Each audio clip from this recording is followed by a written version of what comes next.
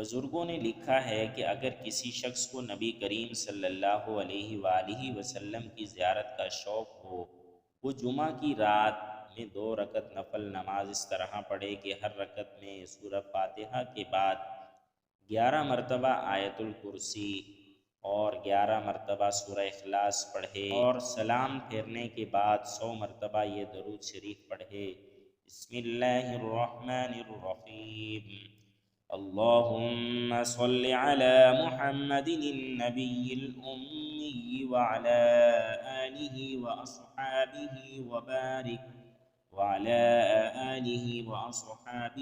وبارک وسلم۔ اے اللہ،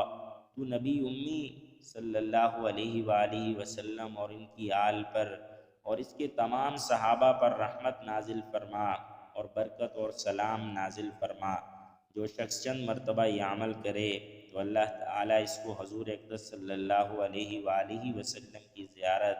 نصیب فرما دیتے ہیں، بشرطے کہ شوق اور طلب کامل ہو اور گناہوں سے بھی بچتا ہو۔